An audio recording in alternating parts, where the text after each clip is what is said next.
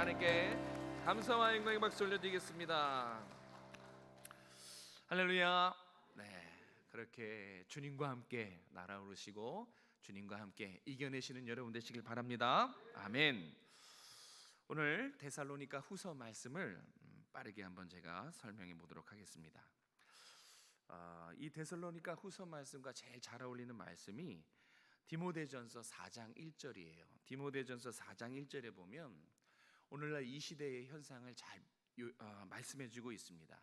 거기 보면 어떤 내용이 있냐면 이제 마지막 때 성도들 성도들과 교회에 어떤 현상이 일어나느냐, 말세에 거짓 영의 미혹이 있을 거라고 합니다.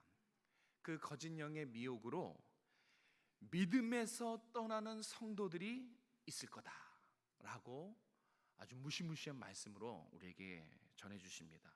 다시 한번, 말세에, 오늘입니다. 오늘날 거짓의 영의 미혹으로 여러 이단이 있잖아요. 사이비가 있잖아요. 세속화가 있잖아요.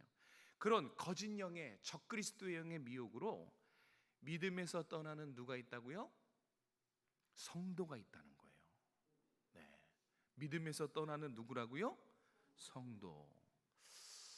자, 우리는 너무 이 안정감이 있죠. 왜냐하면 여기서 성도라 하면 나 빼고 다른 사람들이니까요. 그죠? 맞죠?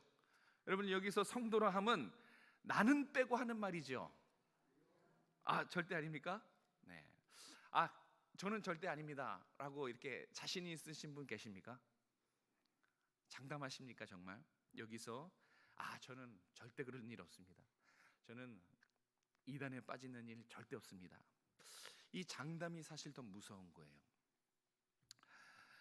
믿음에 부족하고 연약해서 이제 흔들리는 시대는 지났어요. 옛날 이야기예요. 신학이 얼마나 발전했습니까? 그래서 지금 흔들리는 것은, 믿음이 연약해서 흔들리는 거는 별로 없어요. 지금은 믿음 자체가 흔들리는 시대예요. 그러니까 우리가 살아가는 이 현실이 믿음을 흔드는 시대예요. 믿음을 흔드는 현실입니다. 그 정도로 말세지 말이 타락해져 갔어요. 어떤 유명한 작곡가가 동영상에 이렇게 이게 방영하는 것을 봤는데, 어떤 유명한 작곡가, 이름만 들으면 알 작곡가예요. 그 작곡가가 이런 말을 하는데 도전이 됐습니다. 뭔 도전이 되냐? 교회가 사람들을 미혹한다는 거예요. 교회가 사람들을 미혹해서 잘못 가르쳐서 나라가 이렇게 됐다, 세상이 이렇게 어지럽다, 호도하고 있는 것이죠. 너무 화가 났어요. 정말 그런 메시지를 사람들이 믿는다니까요. 이 시대 자체가 여러분들 우리의 믿음을 흔드는 현실이에요. 자, 더 심각해졌다는 거죠. 우리 나의 믿음을 지켜야 되고, 우리의 자녀의 믿음을 지켜야 되고, 교회와 가정의 믿음을 지켜야 됩니다. 지키지 않으면 넘어가요. 이 뒷짐지고 있으면, 그냥 가만히 손 놓고 있으면 넘어가게 돼 있어요. 장난이 아닙니다. 그래서 여러분, 오늘 말씀을 전하기 전에 여러분에게 묻고 싶은 것이, 여러분은 믿음을 지키기 위해서 어떤 노력을 하십니까? 지금 시대가 믿음을 흔드는 시대이기 때문에 더 여러분들이 답을 하셔야 돼요. 여러분들이 어떤 노력을 하는가? 대개는 무감각한지 몰라서 잘 노력을 안 하시더라고요. 어떤 노력을 하십니까 하면 답이 빨리빨리 안 와요. 왜냐면 믿음에서 떠나는 성도가 나는 아니거든요. 나는 절대 아니거든요. 아무리 믿음이 흔드는 시대라고 해도 나와 내 집은 아니라고 생각하기 때문에 그래요. 오늘 본문의 데살로니가 교회는 믿음이 흔들렸어요. 재림에 대해서 믿음이 흔들렸습니다. 그래서 이 믿음이 흔들린 데살로니가 교회 성도들에게 바울이 재림에 대해서 다시 설명하는 거예요. 이단에 미혹됐거든요. 이단에 흔들렸어요. 거짓 영에 빠져버렸습니다. 그래서 거기서 구원해내려고 다시 한번 믿음을 일으켜 세우고 믿음을 지키는 노력을 하기 위해서 재림에 대해서 오늘 바울이 설명하고 있는 것입니다. 자, 먼저 1절과 2절을 같이 한번 읽겠습니다. 1절과 2절입니다. 시작. 형제들아, 우리가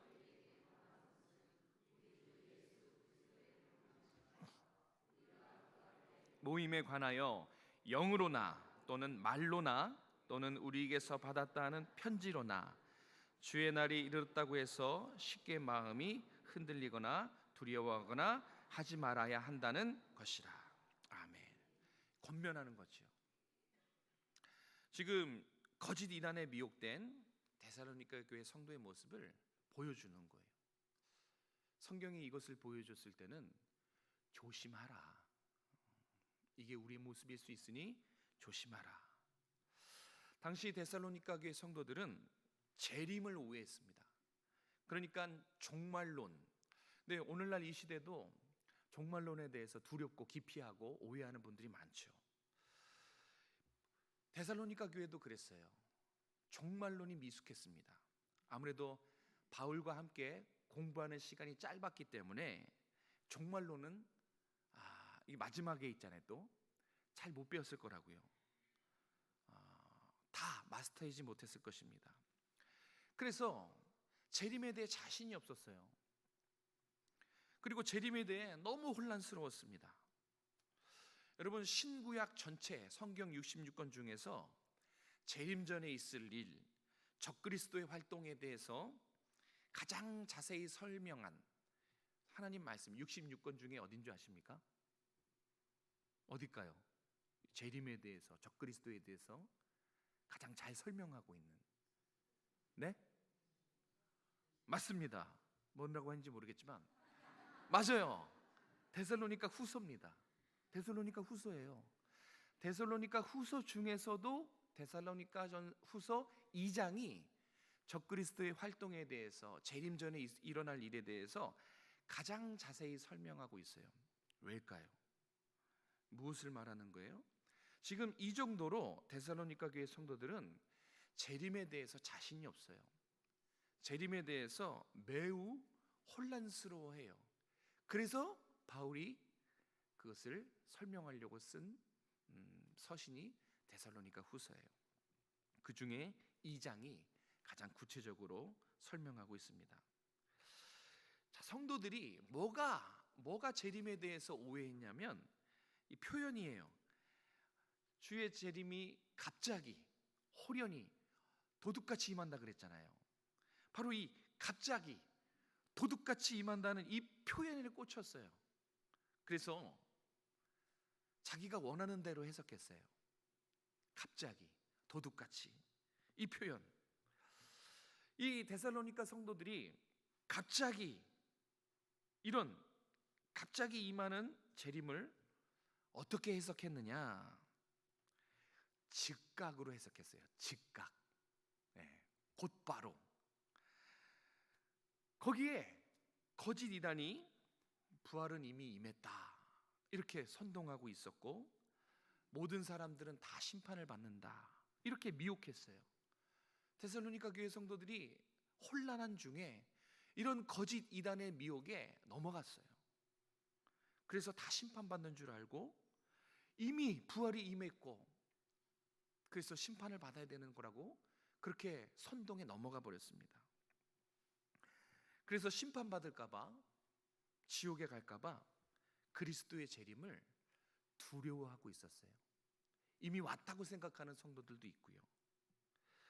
그래서 어떤 성도들은요, 어차피 심판받을 몸 어떻게 해요? 방종하지요. 방탕해버립니다. 아주 극도로 금욕에 빠지거나 아주 극도로 방탕에 빠지거나, 그런 일들이 어디서 일어났느냐? 교회 밖 세상에서 일어난 게 아니라 교회 안 성도들에게서 일어났습니다. 우리들 이야기예요. 우리들도 그럴 수 있다는 얘기입니다. 혹시, 저는 그렇게 믿지 않지만 여러분 중에서도 구원의 확신이 없거나 지옥 갈까봐, 심판받을까봐 내심 속으로 두려워하는 분 계십니까? 제가 이걸 여러분한테 안 물어봐서 생각해 보니까 구원의 확신이 있습니까? 자주 물어봐야지 이제. 저 보면 제가 자주 물어볼 겁니다. 아니, 저도 정말 놓치고 있던 부분이에요. 제가 여러분들의 구원을 진리의 말씀을 전해서 가르쳐서 지키는 하나님의 종인데 확인했어야 돼요. 예전에 인천에서 사역할 때 제자훈련반이 있었어요. 거기 이제 고등학생들을 상대로 제자훈련했어요. 걔네들은 토요일도 반납하고 열심히 모이는 정말 교회 인재들, A급 인재들이었어요. 한 20명 됐는데 마지막 끝날 쯤에 이제 설교하고 1박 2일 MT 하거든요. 마지막 끝날 때. 그래서 같이 예배드리고 또 기도회하고 나눌 때 물어봤어요. 당연한 건 줄 알고. 자, 여기서 구원의 확신 없는 친구 손 들어봐 했는데 몇 명 손 들은 줄 아세요? 20명 중에 18명. 제가 이 망치로 뒤통수를 얻어맞는 느낌이었어요. 그럴 수 있다. 그럴 수 있다. 눈에 보이는 거는 다 웃고 신실하고, 눈에 보이는 거는 예배 잘 드리고 직분자고 하지만 1대1로 만나서 진심을 열고 물어보면 아닐 수 있겠구나. 제가 그때 알았어요. 그래서 물어보는 거예요. 혹시 속으로 지옥 갈까봐, 심판받을까봐 두려워하는 분들이 우리 가운데 있을 수 있겠다. 왜냐하면 너무 하나님께 죄송하거든요.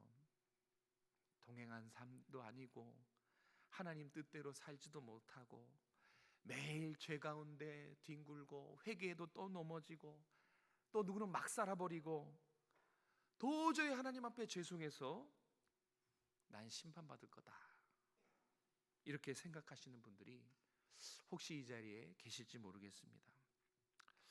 이렇게 생각하십시오, 여러분.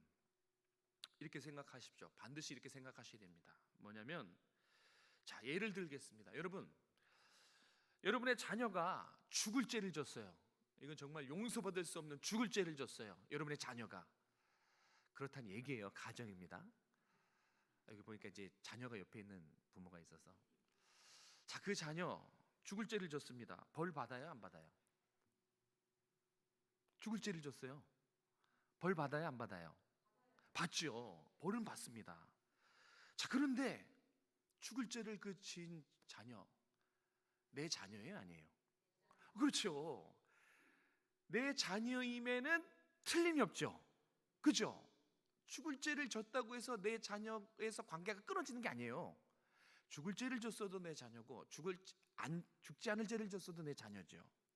또 심지어 그 자녀가 스스로 나는 너무 죄송해서 나는 당신의 자녀가 될 자격이 없습니다 하면서 막 죄책감을 가지고 후회하는 거예요.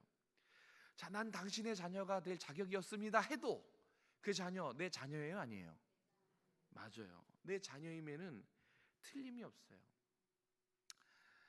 무엇을 어떻게 해도 관계는 변하지 않는다는 거예요. 여러분이 예수님 믿으면 여러분은 하나님과의 관계가 회복이 돼요. 하나님과의 관계가 회복이 돼서 구원받는 거예요. 여러분이 죽을 죄를 져서 구원이 취소되는 게 아니에요. 하나님과의 관계가 회복된 그 관계가 계속 붙잡고 있고 유지되면 구원받는 것입니다.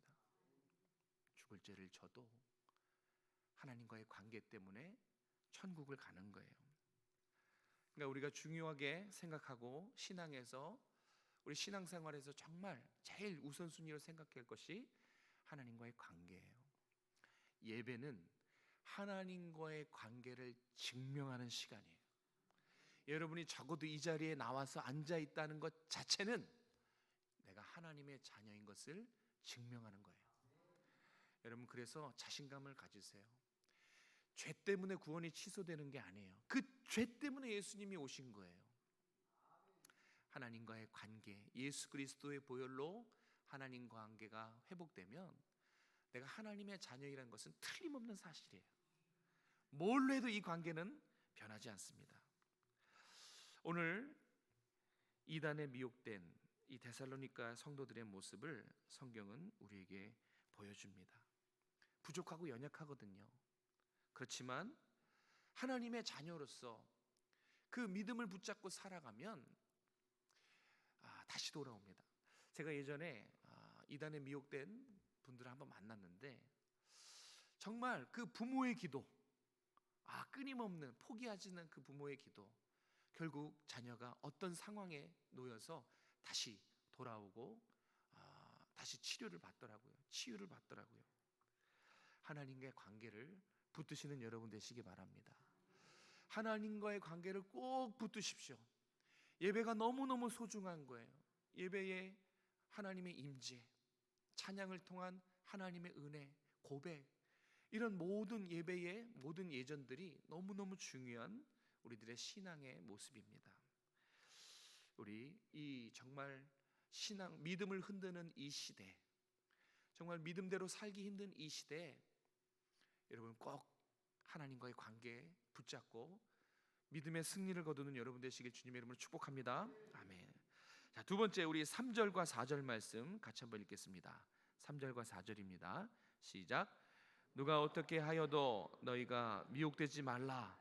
먼저 배교하는 일이 있고 저 불법의 사람 곧 멸망의 아들이 나타나기 전에는 그 날이 이르지 아니하리니 그는 대적하는 자라. 신이라고 불리는 모든 것과 숭배함을 받는 것에 대항하여 그 위에 자기를 높이고 하나님의 성전에 앉아 자기를 하나님이라고 내세우느니라. 아멘. 오늘 이 말씀을 통해서 우리가 반드시 알아야 될 사실이 뭐냐면 이단 사이비의 실체입니다. 오늘 나와 있거든요, 본문에. 이단 사이비의 실체가 뭐냐면 적그리스도의 영입니다. 악한 영이죠. 한번 같이 읽어볼까요? 시작. 이단 사이비의 실체는 적그리스도의 영입니다. 이 3절 누가 어떻게 하여도 절대 미혹되지 말라, 이게 뉘앙스를 좀 살리면 다음과 같습니다. 누가 어떤 방법으로도 너희를 미혹하지 못하게 하라, 이런 뜻이에요. 누가 어떤 방법으로도 너희를 미혹하지 못하게 하라. 이걸 바꿔 말하면 정신 바짝 차리라는 거죠. 신신당부를 하는 거예요. 절대 넘어가서는 안 돼. 정신 바짝 차려. 누가 어떤 방법을 써서라도 미혹해도 절대 넘어가면 안 돼. 왜 이렇게 신신당부를 합니까? 이제 바울이 아는 거죠. 이단 사이비의 배후 세력 때문에 그래요. 3절 4절은 이단 사이비 배후의 그 실체가 무엇인지 우리에게 분명히 가르쳐 줍니다. 3절에 보시면 그 지칭하는 대상들이 나오죠. 불법의 사람, 멸망의 아들. 이 불법의 사람 곧 멸망의 아들은 이단 사이비, 적그리스도를 말합니다. 성경은 이들을 적그리스도로 규정했어요. 적그리스도 배후엔 누가 있냐? 바로 적그리스도의 영, 악한 영이 있습니다. 사단 마귀가 그 배후의 실제 세력이에요. 실상입니다. 그래서 적그리스도란, 이단 사이비를 포함한 적그리스도란 예수 그리스도를 부인하게 만들고 하나님을 대적하는 악한 영에 사로잡힌 영혼이 바로 적그리스도예요. 이들이 말세에 여러분의 신앙과 믿음을 흔드는 자들입니다. 그런데 그 앞에 있는 하수인은 보지 마세요. 뒤에 있는 배후 세력을 봐야 돼요. 절대 넘어가지 마라, 정신 바짝 차려라고 한 것은 바로 이 악한 영 때문에 한 얘기입니다. 이단 사이비는 적그리스도예요. 이 악한 영에 사로잡힌 적그리스도. 그래서 예수님으로부터 멀어지게 만드는 거예요. 복음을 부인하게 만듭니다. 그들이 진리의 말씀을 대적하는 자들이기 때문에 불법의 사람이라 그랬고요, 천국에서 제외되었기 때문에 멸망의 아들이라고 부르는 것입니다. 그리고 그들의 특징 하나는 반드시 기억하고 계시면 좋습니다. 적그리스도의 특징이 4절에 잘 나타나 있습니다. 스스로 높입니다. 스스로 높여요. 자기를 감히 하나님이라고 주장합니다. 여러분, 스스로 높일 수 있는 존재, 신밖에 없어요. 나는 스스로 있는 자니라. 스스로 있는 것을 인식한 것은 공간과 시간을 초월한 편재하시는 조물주여만 가능해요. 조물주만 스스로 높일 수 있어요. 자, 그런데 스스로 높입니다. 감히 하나님이라고 내세웁니다. 뭘 말합니까? 신격화예요. 신격화. 여러분 주변에 내가 하나님이다, 내가 성령이다, 내가 재림주다, 이렇게 신격화하는 사람이 있으면 그 사람은 반드시 이단 사입이에요. 자신을 높이잖아요. 내가 하나님이라고 하잖아요. 오늘 본문 말씀에 분명히 적그리스도가 자기를 높이는 사람이라 그랬어요. 그리고 하나님이라고 자신을 내세웁니다. 이 신격화예요. 자신을 신격화하는 사람, 지금 생각나는 사람 있지 않습니까? 자신을 신격화한 사람, 그 대단하신 분들, 어리석은 분들의 이름을 말하자면 신천지 이만희, 자기가 성령이라 그랬어요. 통일교 한학자, 하나님의 교회 장길자, 하나님 어머니예요. 이분도 특히 다 뭐예요? 신격화, 교주지요. 이단의 주특기는 신격화예요. 하나님이 아닌 피조물이 자신을 높이는 걸 신격화라고 합니다. 다 거짓 영에 사로잡힌 적그리스도입니다. 이들에게 끌려갔다는 큰일 납니다. 그런데 여러분도 아시다시피 이단에 누가 빠집니까? 성도가 빠지죠. 아무것도 모르는 성도가 빠지지 않아요.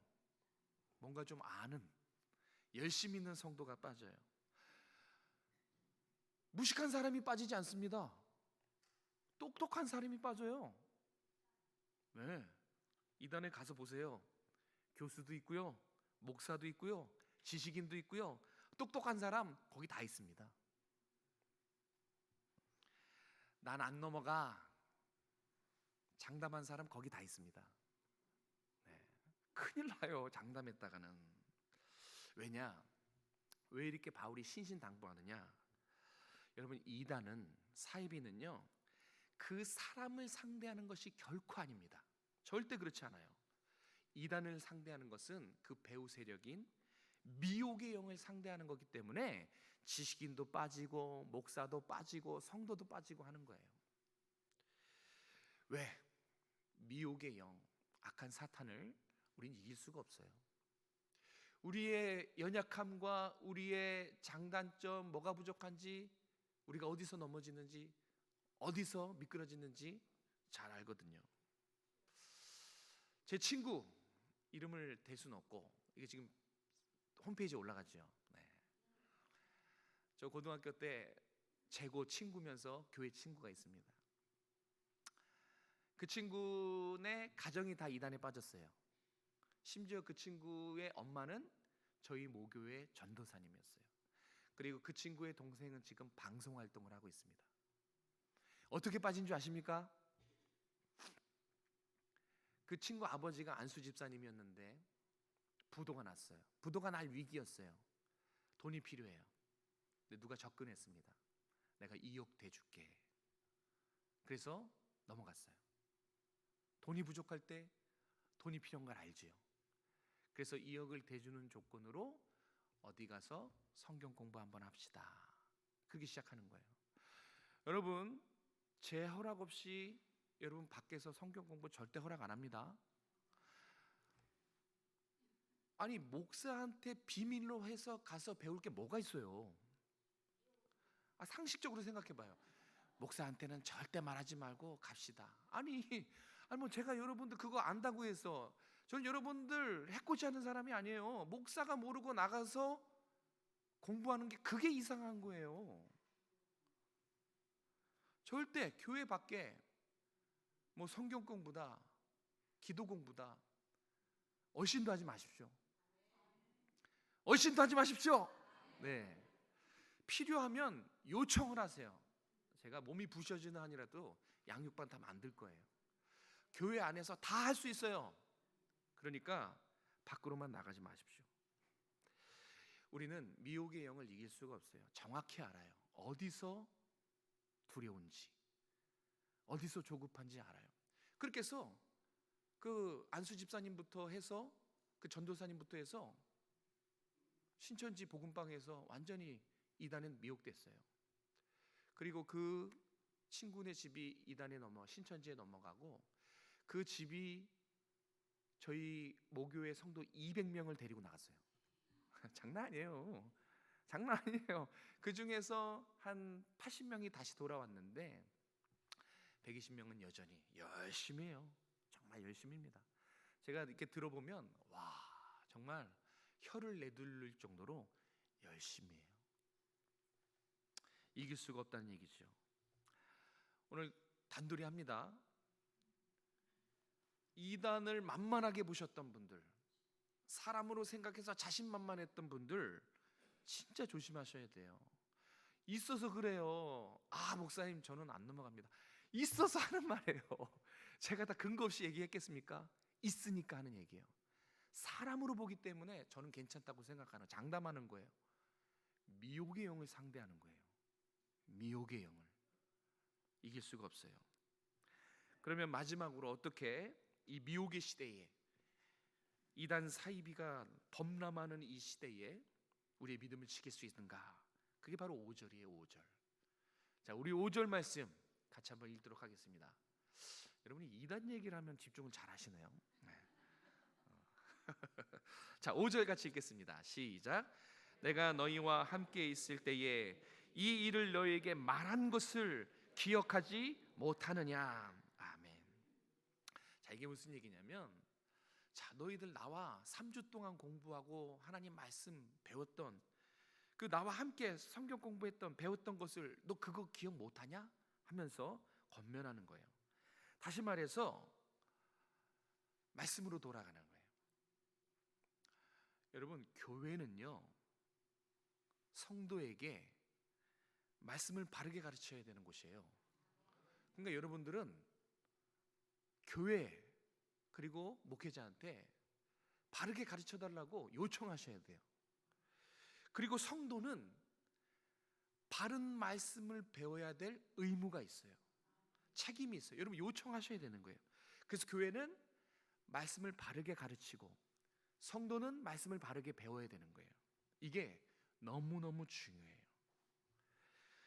말씀만 바르게 알고 있어도 이단에 안 넘어가요.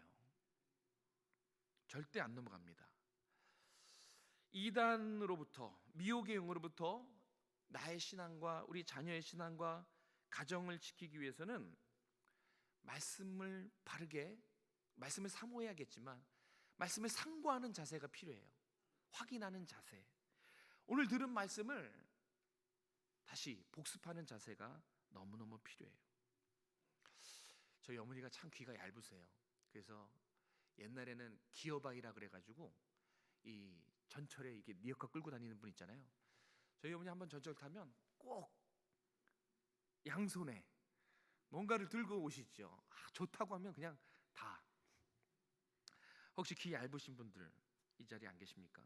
무조건 수용하죠. 따져봐야 된다는 거예요. 보험 상품도 따져보고 하는데 진리는 당연히 따져봐야죠. 정말 그런가? 누군가 모르는 사람이 접근해서 막 얘기하면, 성경 얘기하면 정말 그런가? 따져봐야 돼요. 찾아봐야 돼요. 성경이 뭐라고 말씀하시는가? 저한테 오셔야 돼요. 누가 이렇게 얘기하는데 맞습니까? 확인하고 따지고 하셔야 되는 거예요. 성경을 상고하는 습관을 꼭 기르셔야 됩니다. 귀찮아요. 너무 힘들어요. 그러면 전화하세요. 전화. 제일 좋다. 저한테 전화해가지고 이렇게 얘기한 사람이 있는데 맞냐고 확인 받으셔야 돼요. 제일 좋은 건 성경과 친해지고 성경을 바르게 이해해야 됩니다. 바른 지식, 성경이 하나님의 말씀이라는 이 진리를 붙잡아야 돼요. 확고부동, 성경에 대한 바른 이해를 확고부동해야 된다는 거예요. 성경을 모르니까 넘어가는 거예요. 확고하지 못하니까 빠지는 겁니다. 성경에 무지하니까 이단이 접근하는 거예요. 여러분이 성경에 분명해 봐요. 하나님 말씀에 대해서 바르게 이해하고 분명히 그것을 확고부동하면 몇 번 찔러봐다가 안 돼서 그냥 돌아갈 거예요. 아, 이 사람은 진짜구나. 이 사람은 자기가 믿는 종교에 철저하구나. 그렇게 왔다가 돌아가는 것입니다. 이거 하나만 꼭 기억하십시오. 정리입니다. 이 종합적인 정리. 말씀에서 멀어지면 적그리스도의 영에 미혹되기가 쉽다는 거예요. 이런 꼭 말씀을 붙들고 사시기 바랍니다. 말씀에서 멀어지면 정말 큰일 나요. 근데 진짜 큰일 났죠. 우리 학생들, 우리 자녀들이, 이 다음 세대가 말씀에서 멀어지고 있어요. 이거는 부모의 영향도 큽니다.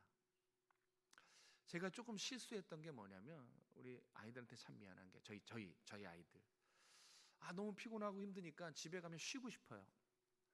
집에 가서 오늘 하나님 말씀 나누고 그랬으면 참 좋은데, 아이의 이야기를 들으면 참 좋은데, 저도 나중에 발견했어요. 핸드폰을 하고 있더라고요. 저도 집에 가면 짧게나마 하고 있더라고요. 그럼 아이가 저를 봤을 때, 아빠는 집에 오면 핸드폰 하는 사람이에요. 많죠, 여기? 네, 저만 그런 거 아니죠? 다행이다. 네. 여러분의 자녀가 비친 여러분은 어떤 부모입니까? 왜 아이들이 말씀에서 멀어지겠어요? 부모가 먼저 단초를 제공했기 때문에 그래요. 아이들과 시간을 좀 가지시고요. 아침에 일어나서 핸드폰 켜고 밤에 잘 때 핸드폰 보고 그렇게 하지 말고, 아침에 일어나서 성경 한 장 보고 밤에 자기 전에 성경 한 장 보고 이렇게 바꿉시다. 다 바꿔야 돼요. 그래야 우리 아이들이 부모의 뒷모습을 보고 조금씩 말씀의 사람이 되는 거예요. 여러분, 정말 여러분의 자녀가 말씀의 사람이 되기 원하십니까? 그렇죠? 저도 그래요. 그럼 이제 바꿔야 돼요. 핸드폰 보는 부모에서 성경을 펼치는 부모로 바꿔야 됩니다. 작지만 영향력은 아주 크지요. 적어도 지금 우리 자녀와 같이 앉아있는, 여기 자녀와 같이 앉아있는 우리 자녀가 들었네? 자녀가 들었어요. 이제 여러분은 빼도 박도 못합니다. 오히려 잘 됐어요. 우리 자녀들이 산 증인이에요. 자녀들, 부모가 여전히 핸드폰을 보면 저한테 일러 바치십시오. 제가 그냥 찾아가서 어떻게는 못하고 성경 펴십시오. 정말 바꿔야 돼요. 이제는 저도 시작하고 우리 모두가 자녀들을 성경의 사람으로 만들고 싶다면 부모가 먼저 성경의 사람이 돼야 되는 건, 이건 누구나 다 공감하시는 얘기잖아요. 이단이 판치고 있기 때문에 그렇습니다. 정말 이단이 창궐하고 교묘하게 정말 그 어둠의 손을 이미 우리 아이들의 그 생활 반경에 다 미쳤을 거예요. 지켜야 돼요.